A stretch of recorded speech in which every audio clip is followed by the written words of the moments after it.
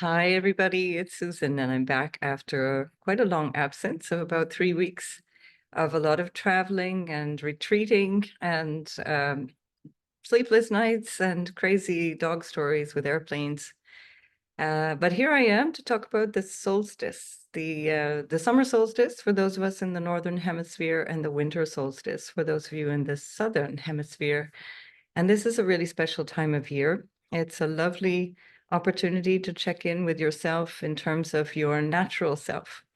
And it's not so much about planning personally as it is about observing how the world around us is going to be functioning. It's kind of like a look at the next 3 months ahead. So each of the cardinal quarters is setting up a season, and this is the summer season, the Cancer season that is beginning summer at 0 degrees of tropical Cancer.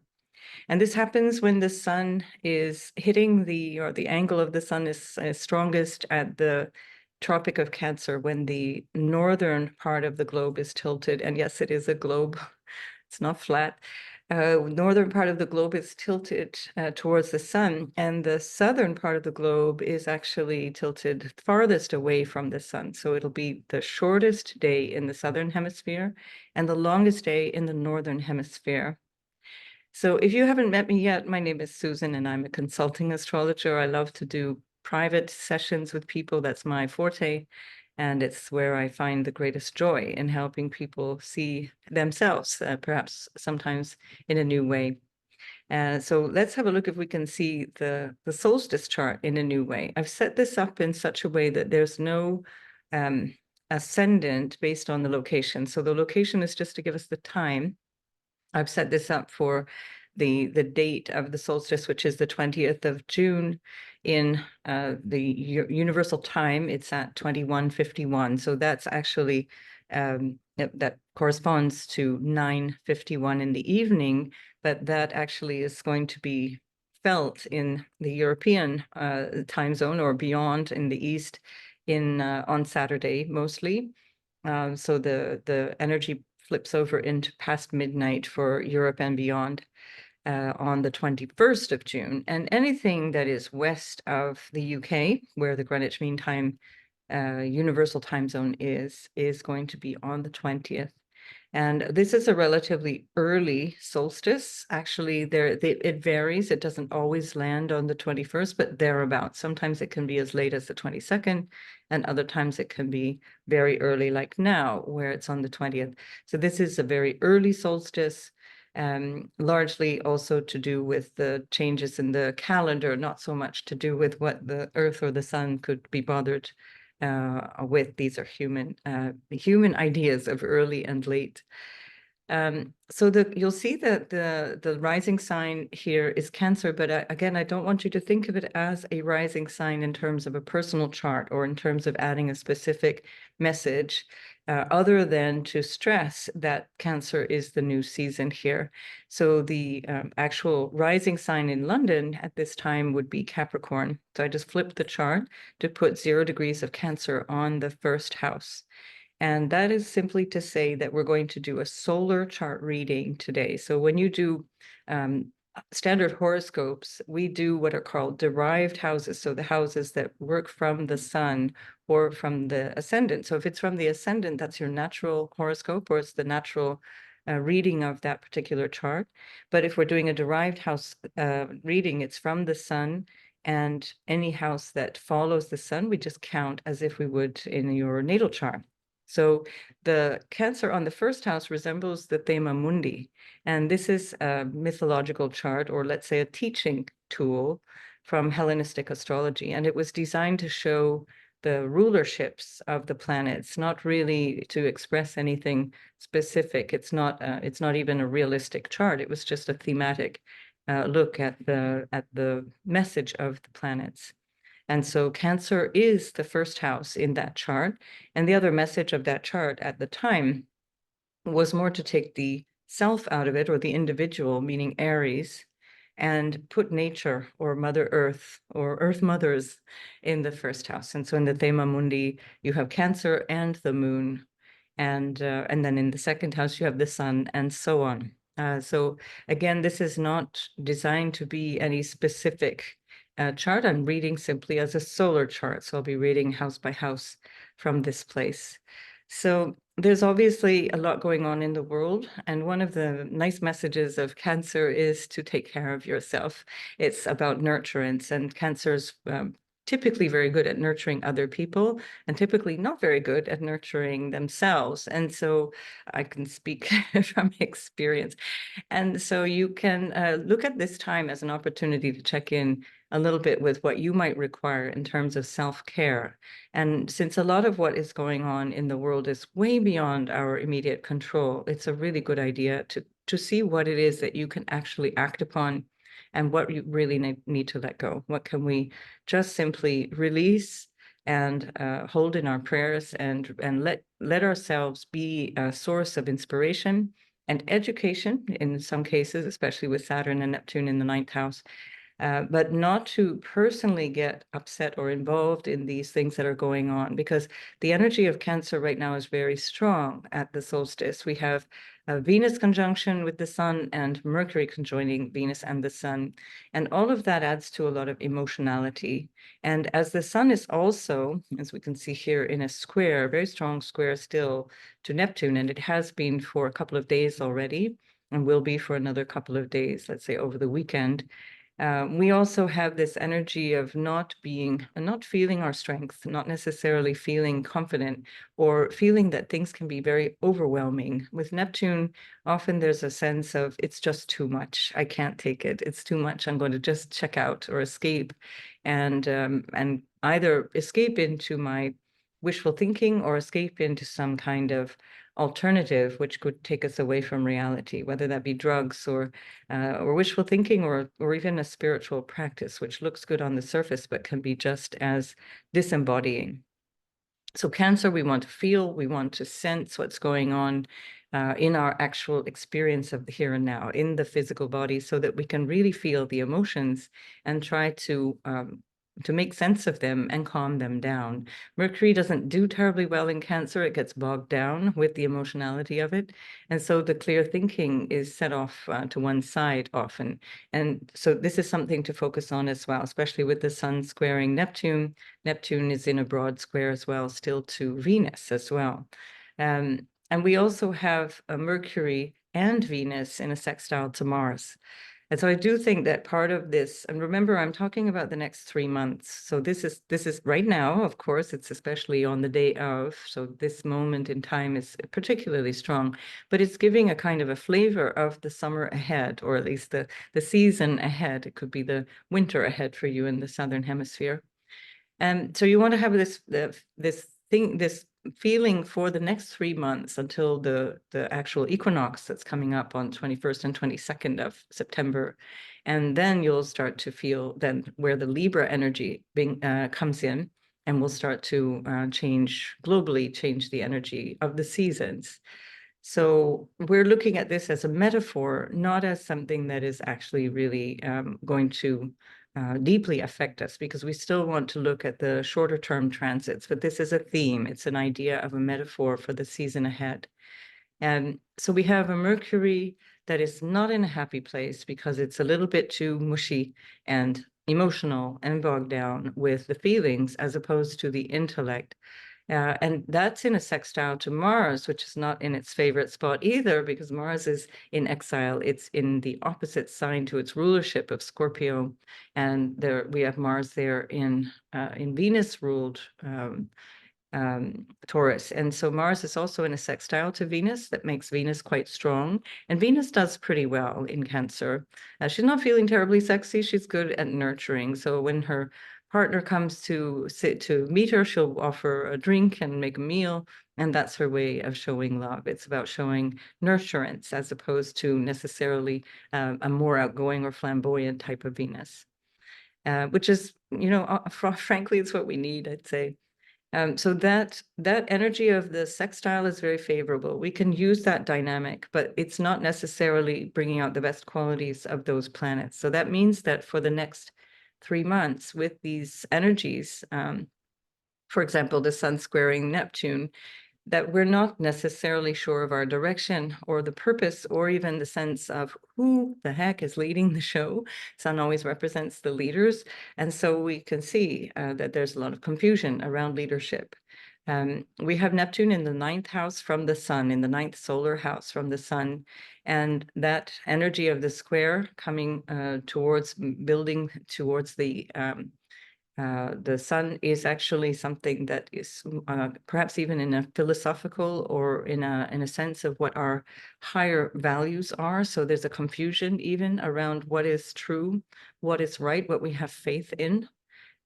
In the highest way of looking at that, that would be that we can actually put our faith in our compassion for the others, and we can be very compassionate, but the sun squaring Neptune doesn't always behave in a way that's very clear or sure of itself.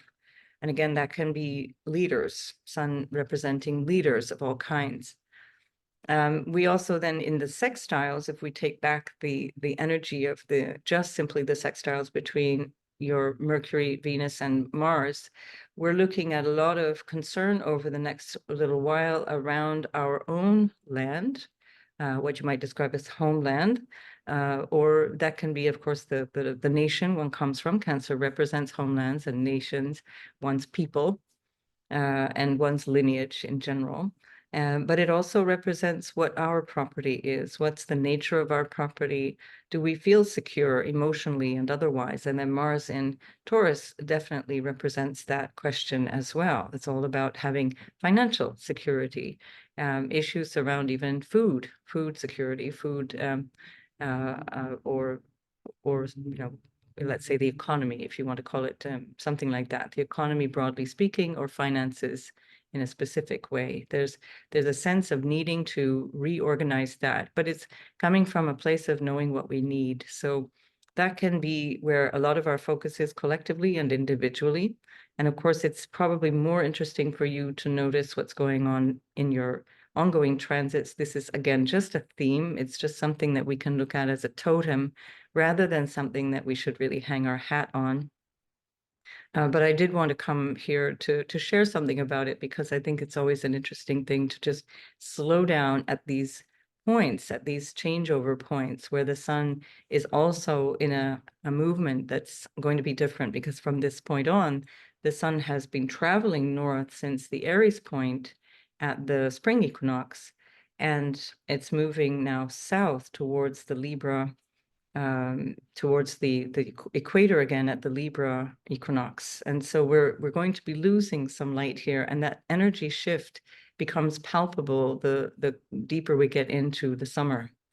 And so it's helpful for us to check in on how are we relating to the world around us, and that can be energetically to the earth herself, and or the people of the world, or the countries of the world, again represented by Cancer as well. Because we do live in this world, and we can't disembody and just wish that it would not be this way, or that it would be somehow, there will be some future perfect moment. It just sadly doesn't work that way. So we want to really settle in and make peace with whatever is going on in this moment. And I think that that dynamic of the Venus and Mercury will help a lot. And especially as it's in a sextile to Mars, it will help us take action on those questions, or our security, our emotional security. What are our needs? Are we taking care of them? Now, if we think of the Venus and Mercury in the first house, right next to the sun, those planets are also technically burnt by the sun. So they, again, are not necessarily seeing terribly clearly. So Mercury is not only feeling extremely emotional, but it's very close to the sun. And so it's still not able to fully express itself. And so I do think this is a good time to internalize and make use of that opportunity to look within. And then if we look again at the chart from the dynamic of the sun as a solar chart, we count the houses from the sun. And so then we're looking at both the Dusthana houses, or the difficult houses, are full, or rather all three of them are full. We have the moon, which is in Sagittarius at the time of this. The 6th house is a challenging place. I'll post something that I did during the retreat, which was fantastic, by the way. I really wish you could all have been there, and I'd love to see you again. We will definitely do it again. Roisin and I had a blast, and it was phenomenal. So we will definitely be doing that again, and we'll post information for next year. But in the meantime, the sixth house of energy is something that I spent quite a bit of time on in the retreat. So helping people understand these more difficult planet placements, because there's something that we need to overcome. And one of the aspects of the sixth house and 12th house that we need to reflect on and overcome is the energy or the dynamic of victim and martyr. And we see that also in the sign of Pisces, especially where we have Neptune wanting to give up and saying, it's all too hard. I can't do this on my own. That's that victim energy. And the Saturn, which is there saying, you can. Saturn is kind of like, especially in Pisces, you think of it as the riverbank or the edges of a canal that's channeling your energy. So it's giving you structure to take action and better boundaries in terms of what needs to be done, or in terms of what you need to experience in relationships.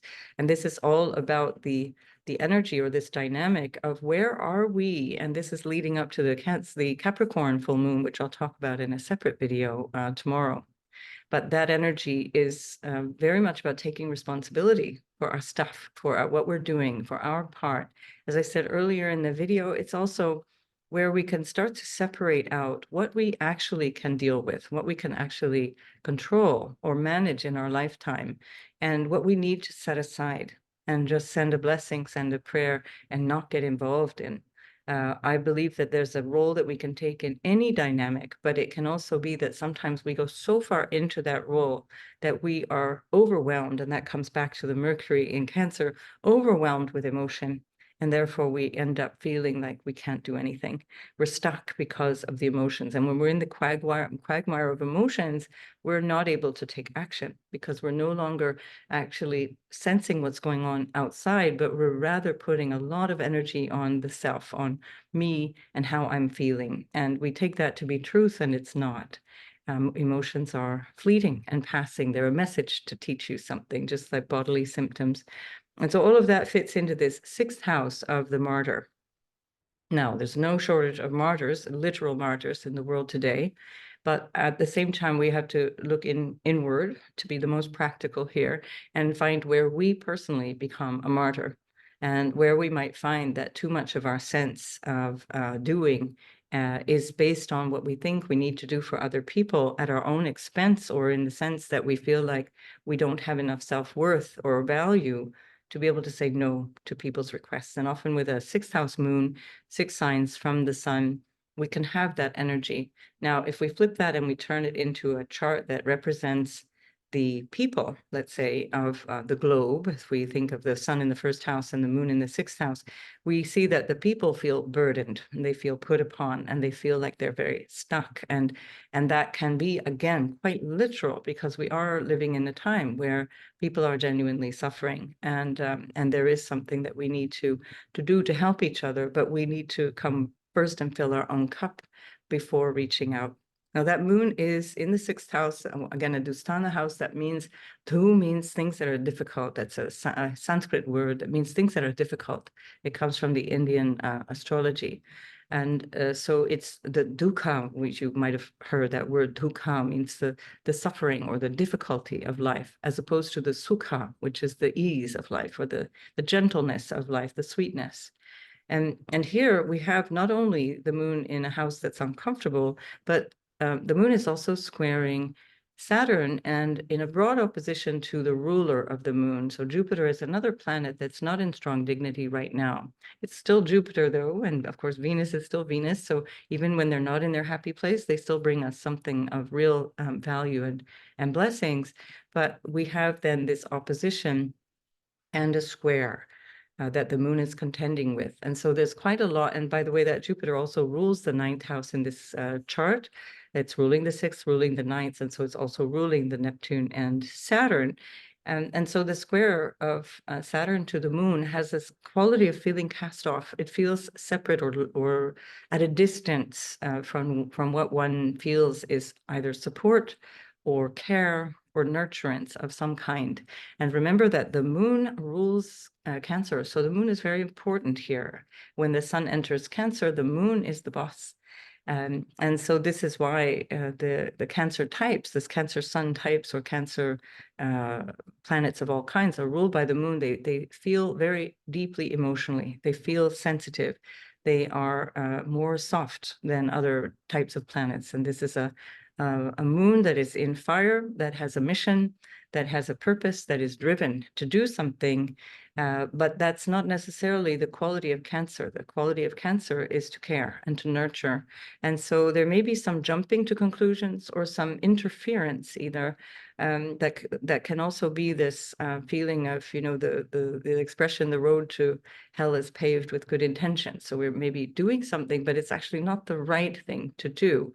And there again, I invite you to go deep inside and see, how am I doing? And do I need a little more support rather than running around and trying to defend the rest of the world, which I'm not suggesting you should stop doing, because certainly there are aspects of our society that need support, that need our help.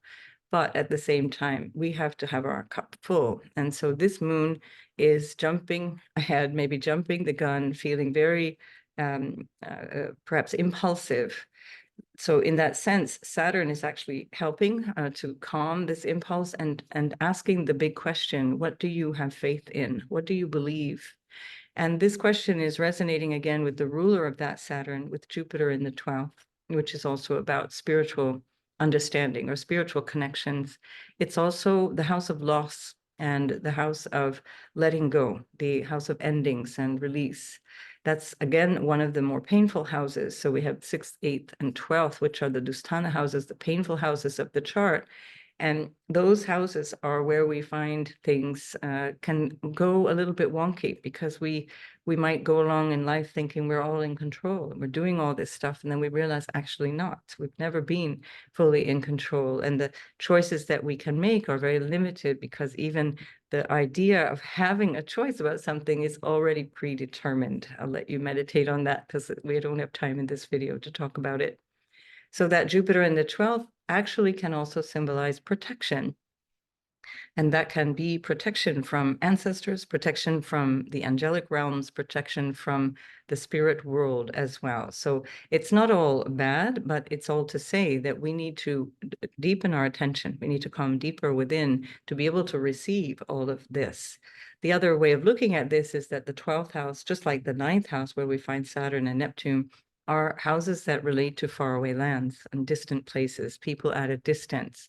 And so we see again that the next 3 months is going to contain quite a lot of attention to issues of migration, immigration, where again, we have that same question coming up with the Sagittarius moon, issues of migration and movement, having to change countries, having to negotiate with other countries, is also very Sagittarian. And that 9th house, 12th house energy that's pulling the rulership into the 6th and 9th house from Jupiter in the 12th, it's expressing the stress and the distress that we're having at the moment, with people really suffering and not able to stay in their homes, sometimes internally and sometimes internationally displaced for a number of reasons.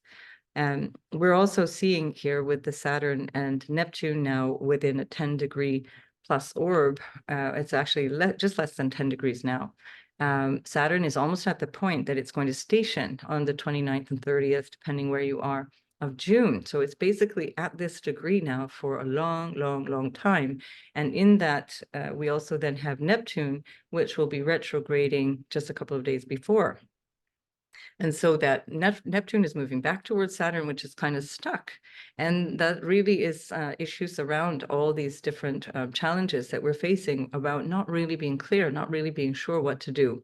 And when Neptune and Saturn conjoin, there is a clarity, there's a release point, but we're not going to get that until 2025, and especially February of 2026. So until then, we're really trying to grapple with a lot of events and things, and even internally, spiritually, in our own life, about what do we do about these big questions? What is my purpose in an individual sense? Or what is our purpose? What are we here to do for each other? How can we be here for each other? And then the elephant in the room, we have Pluto in the 8th house, where it's actually quite comfortable. Pluto doesn't mind going to the deep, dark spaces. And of course, the 8th house is another of those Dusthana houses, so the houses that bring us difficulties. And the 8th house is where we're starting to excavate what is secret and hidden, what is taboo, what is not known. And so it's 8 houses from the sun, and that is creating what is called a quincunx or an inconjunct. It's not in an easy placement from the sun, but if you think about, if you're a driver, you can think about it as a car in your blind spot, or, you know, if you're in an elevator or lift, you're standing in the lift and you might have somebody just behind you off to the side, and it feels just a little uneasy.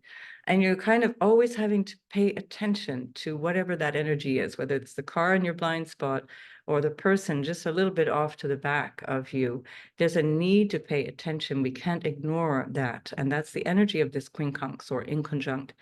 And that's something that is also coming from energetically, although not by degree, the sixth house. And that's one of the reasons why there are these difficult houses, because from the house of the individual or the self or me as I appear in my life, the sixth house and the eighth house create inconjuncts. And areas of tension that we need to deal with. So of course, Pluto is adding a dimension that has to do with what do we do about power? Who has the power? It's in inconjunct to the sun. And so again, we're looking at questions of leadership globally, and we're also looking at our own individual story. Are we willing to go deep inside and find the scary places and excavate them and try and move through that? Are we able to do that? We do have the support of the ongoing trine. It's fading now, but it's still very much within the orb of a trine between Jupiter in Gemini and Pluto in Aquarius. So we still have that for another few days, if not till the end of June. And that trine is very favorable. It gives us a kind of a sense of spiritual wings, if you like, this sense of possibility and an idea that we can actually overcome. And it requires digging deep and thinking in terms of what we have to confront in terms of perhaps our own psyche, our individual psyche, and our collective unconscious. Of course, the collective unconscious is always just made up of our individual psyches. And when we transform ourselves, we are automatically transforming the world around us. It's the way it works. It's not magic. It's about how we receive the world around us in our psyche, how we relate to that, how we offer ourselves to it. Are we creating more trouble, or are we working in a way that's very favorable? And of course, last but not least, we have the nodal axis, and the nodal axis is still moving through that Aries. In this case, it's 10 houses from the sun and the fourth house. So this is again another indication of where we need security and how we need to deal with the world at large. And that again can be personal, and it can be extrapolated into the bigger picture. That nodal axis is both, of course, with reference to the self and taking action, but in the global sense, it can be with reference to war. And we're looking at that, of course, in a very, very powerful way right now. We have also the South Node in Libra, ruled by now a Venus, which is very nurturing and very caring and very focused on family and one's people, where I come from, what is my, who's my tribe, what is my lineage. And as a result of that, we might be finding with that Mercury, which is actually in a broad square to the nodes, that we're able now to start to talk differently over the next 3 months that might actually come to some helpful conclusion around issues that have to do with war and diplomacy, whether that's in your own life or whether that's in your geopolitical situation wherever you live in the world. And certainly collectively, we are all concerned by the quite intense activity that's going on right now. I also want to mention that the Mars and Uranus, both technically in a sign-based conjunction, but very far away from each other from a traditional astrology point of view. Those planets are in the area of society and how we reach out in society. So Mars in the 11th house can be a little frustrating. So it can be where there's too much emphasis on pushing one's agenda or pushing oneself out in the world into society. And Uranus is destabilizing. It's creating some new frame of reference that makes it difficult to actually measure what it is that we're meant to be doing. And notice that Uranus is now moving into this sextile.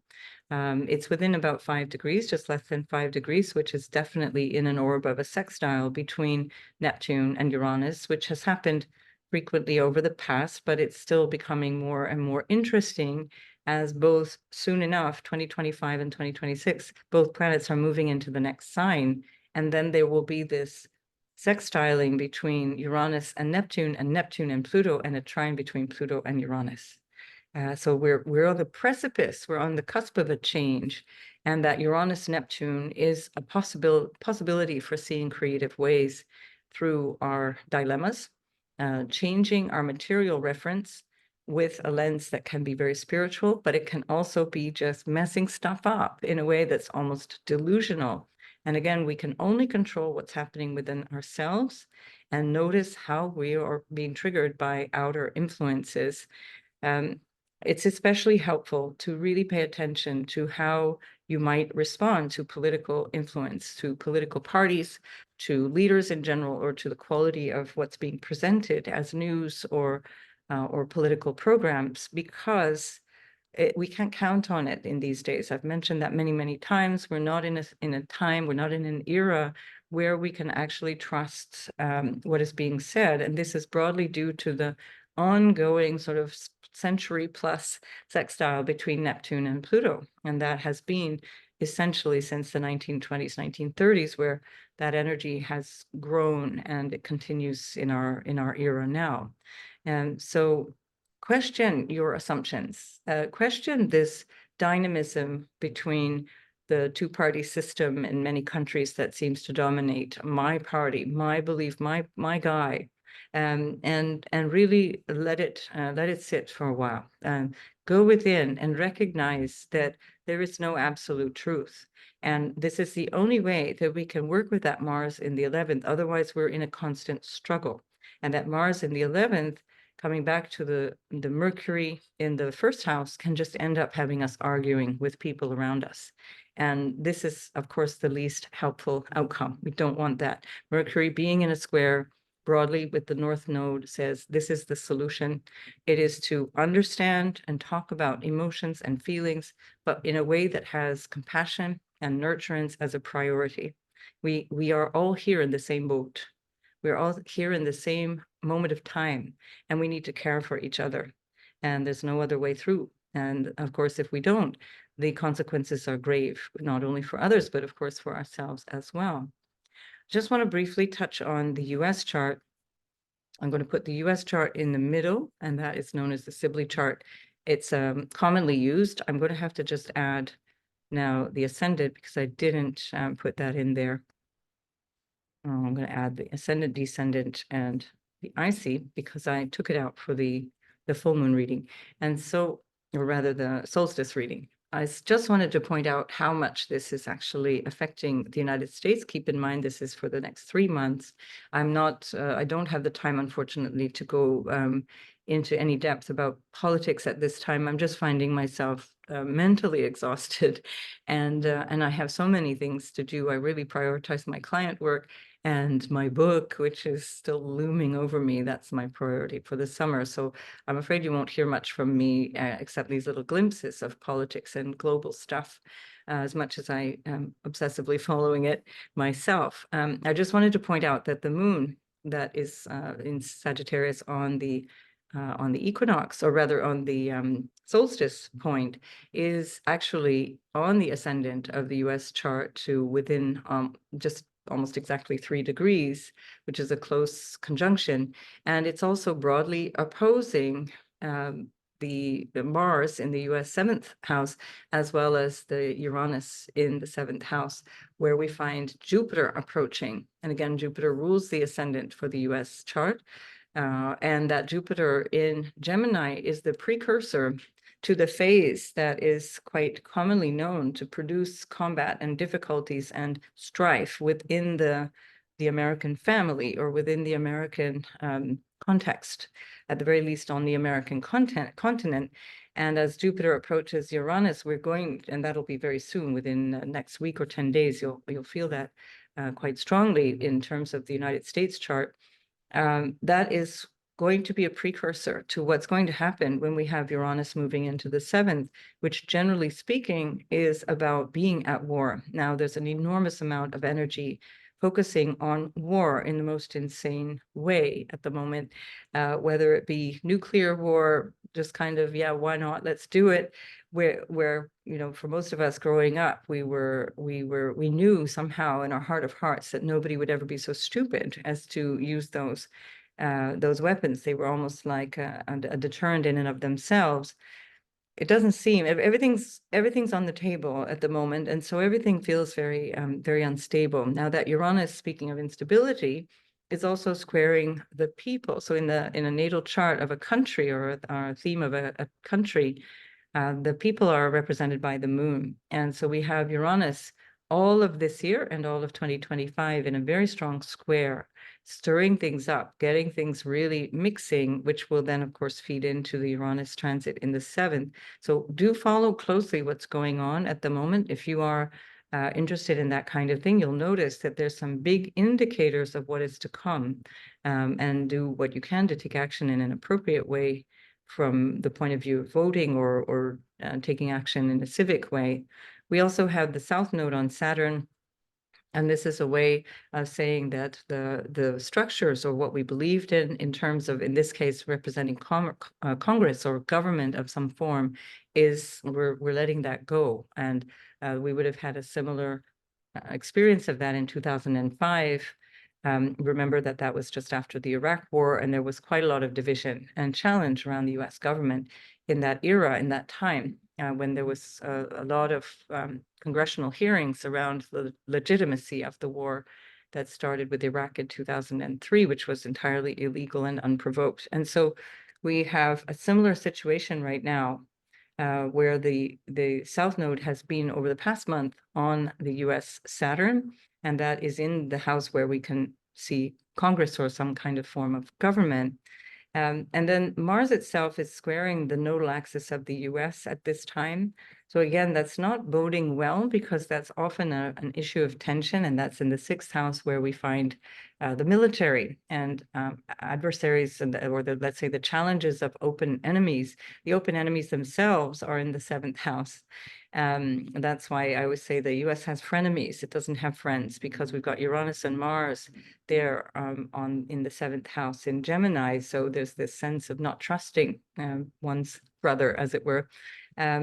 And that is where we find now Mars in a square to the nodes, the nodal axis, being squared by, remember, a Dusthana house, a difficult house. And we can see that the 8th house, United States, Sun and Jupiter and Venus is being strongly triggered as well at this time. Now, every year, of course, when the sun moves in, it always moves into the 8th house and covers these planets, but it doesn't always come along with Venus and Mercury at this particular point. So this time around, this is really speaking very loudly what I described earlier, very, very much about this connection to the economy, or what you could consider treasure, values, the finances of the United States, hidden and secret agreements with people, because the 8th house is that. It's about covert or secret agreements, or ways of communicating with people.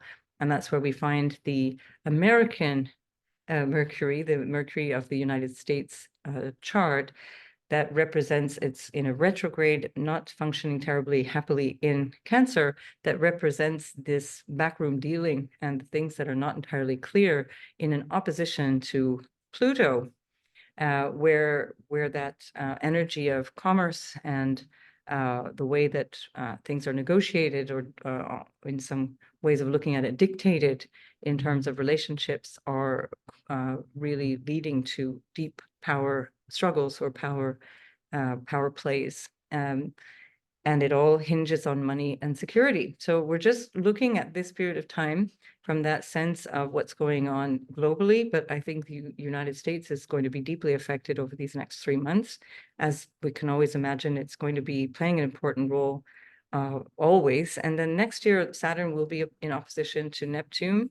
We have Uranus also moving away now, finally, from this trine that it has been regularly over the last 2 or 3 years in the trine to Neptune, which has been the change of reputation of the United States. I put the Neptune in Virgo in the 10th house of reputation, and the image of a state or the image of a government. With Neptune there, it was never terribly clear. It was not what people thought it was. But also with Uranus trining that Neptune, it has been changed. And it has been changed based on the challenges that have been there with other countries, with other people, or even within the government or within the populace itself, because the government is tearing itself apart and the populace is tearing itself apart. So these are tricky times. We find Saturn and Neptune also at the bottom, where they have been for quite a long time. So it's not unique to the solstice chart, but it's just another emphasis. And Saturn, as I mentioned, next year will be in opposition to that Neptune, clarifying a few things based on the homeland, if you like. So Neptune is also in a trine. I just picked up on that. It's a broad trine to Mercury. It has been already for the last 2 or 3 years. So again, doubting the news or doubting the information coming out of the government. So I'll leave you on that note, and I wish you a wonderful solstice, and I'll see you for the Capricorn full moon.